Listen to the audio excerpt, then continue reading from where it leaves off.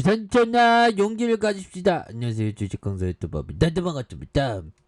자, 보면 일봉에서 침체권과 침체권의 바닥선에서 요 부분에서 다시 한번 또 강력하게 거래량 터질 수 있는, 그래서 수수에 대한 부분은 지금 시작도 안 했는데 피오셋이 피오셋이 좀 힘을 내야 보면 그래서 유가 급락의 대체제, 뭐 신재생 에너지도 약세에서 국제 유가 하락. 야, 보면 형들아, 일반적으로 여름 때 좀 이렇게 싸지는 그런 부분이 있는데, 그래서 유가에 대한 부분, 그래도 좀 많이 하락했네요, 보면. 예, 그래서 좀 하락했네, 보면. 그래서 100달러 선 밑으로 내려가는, 그래서 97.57달러 뭐 이런 부분이 되겠죠. 그래서 그동안 좀 많이 이렇게 떨어졌는데, 근데 이때가 굉장히 무서웠어요. 그래서 푸틴 놈은 뭐 언제까지 이럴 거야 보면. 푸틴이 진짜 왜 그런지 모르겠네 보면. 예, 그렇게 해서 푸틴이가 좀 꼴릴 때는 꼭 핵 얘기를 하죠 보면. 예, 그래서 이런 부분. 그래서 지금 뭐 두 번째 딸에 대한 부분 후계자로 뭐 이렇게 할 수 있다, 뭐 그런 어떤 얘기도 또 하고 있는데 보면. 예, 그래서 보면 푸틴이 세습을 준비하나, 그래서 서방 제재의 대응 기구 요직의 두 번째 딸, 그래서 푸틴 러시아 대통령의 두 번째 딸 티코노바가 서방의 대러시아 제재에 대응하는 이런 점에서 기구의 수장으로 임명된 이런 부분이 된다는 거죠. 그래서 서방의 대응이 향후 러시아를 통치하는데 중대한 과제로 간직되는 까닭에 푸틴이가 차기 권력 승계를 염두에 뒀다는 그런 어떤 해석이 이렇게 뒤따르고 있고요. 그래서 한국의 전국경제인연합회에서 러시아 사업과 기업인의 연맹 공동회장으로 이름을 올린 이런 어떤 부분이 또 많이 됩니다. 예, 그렇게 해서 푸틴 때문에 지금 뭐 에너지에 대한 부분, 그래서 지금 뭐 여름이 가고 이제 겨울 때 난리 나겠죠 또. 예, 그렇게 해서 푸틴이가 진짜 좀 적당히 해야지 보면서 에너지장의 푸틴 한마디의 기름값에 대한 부분, 그래서 380달러. 야, 이거 뭐 푸틴 65달러. 그래서 푸틴에 대한 부분 재앙이라는 단어까지 언급하면서 에너지 숨통을 더 조이자 국제유가의 항방.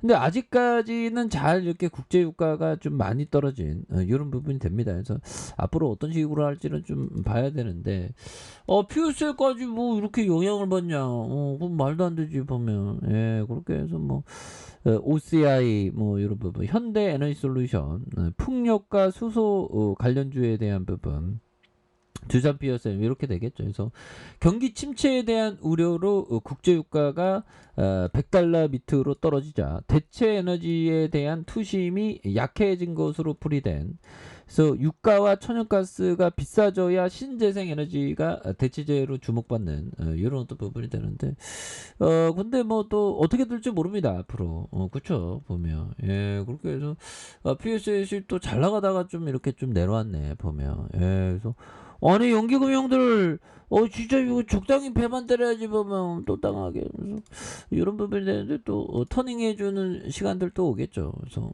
N자형 하락이지만 저쯤에서 다시 좀 올라와주는 모습을 또 많이 보여줄 수 있다, 뭐 이렇게 좀 말씀을 드려보도록 하겠습니다. 그래서 보면 우리가 정말 어떤 항상 그 좀 이성적인 판단 뭐 이런 게 좀 항상 중요하죠 보면. 예, 그렇게 해서 보면 이런 부분 한번 볼까요?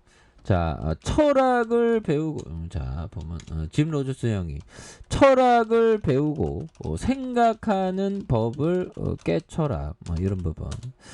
통념을 깨고 너 말고는 아무도 생각하지 못할 만한 것을 찾아라, 뭐 이런 점을 얘기하죠. 그래서 뭐 기본적인 로저스 형이 얘기하는 건 항상 역발상, 남들이 안 보는 거에 뭐 그 자산이 좀 고평가될 가능성은 별로 없으니까 항상 반대로 좀 생각하는.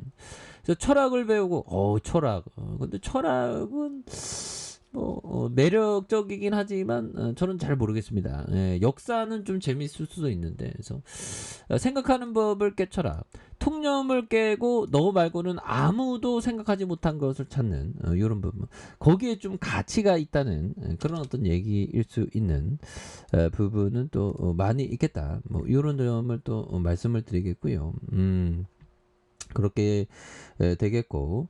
자, 보면 템플턴 형이 얘기한 요 점을 한번 볼까요? 자, 이자를 내는 사람이 아니라 이자를 받는 사람이 되라. 이게 자본가가 되는 길이죠. 보면. 근데 자본가의 길이 쉽지만은 않습니다. 하지만 뭐 천천히 이 자본가의 길을 가는 거 이게 굉장히 중요하죠. 그래서 이자, 요즘에 뭐 대출 이자 막 올라가는 거 보면 뭐 굉장히 무서운 그런 어떤 부분이 또 있습니다. 보면 예 그렇게 해서 자 결국에는 두산 비어스의 과도하게 주가가 좀 빠지고 있는데 여기서 좀 역전이 좀 나와줘야 되겠죠. 예, 그래서 자 월봉에 대한 부분 65,400원에 대한 슈팅이 있었고 뭐 어느 정도의 이 박스권 상황에서 주가가 다시 한번 좀 누르고 있는 상황의 바닥선에서 다시 한번 거래량에 대한 부분이 터져주면서 이 부분에서 다시 한번 슈팅이 강력하게 일어날 수 있는 이런 점이 좀 많이 나올 수 있는 부분이 되지 않을까라는 생각이 들고요.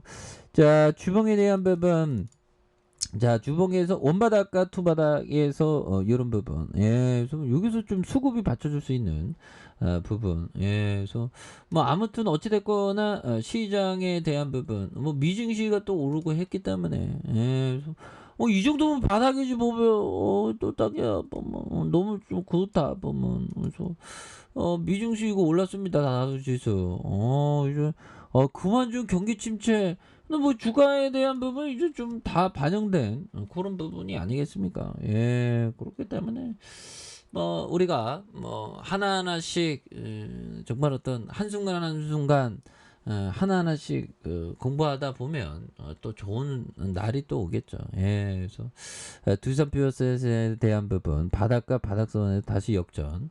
자, 일봉에 대한 부분, 좀 대바닥권에 대한 부분이 되죠. 보면, 그러면서 다시 좀 거래량이 좀 많이 터져주면서 주가가 다시 한번 좀 강력하게 시세 상승이 좀 강하게 좀 일 수 있는 그런 어떤 점은 또 다시 또 나올 만한 부분이 또 되지 않을까라는 생각이 듭니다. 그래서 워낙에 바닥선이기 때문에 이 부분에서 다시 한번 올려주는 모습을 한번 기대해 보도록 하죠. 자 아래 카페에서 전방 확인하시고요. 좋아요 구독하기 알람 설정까지 하셨던 모든 분들 감사합니다. 사랑합니다. 축복합니다. 네 고맙습니다.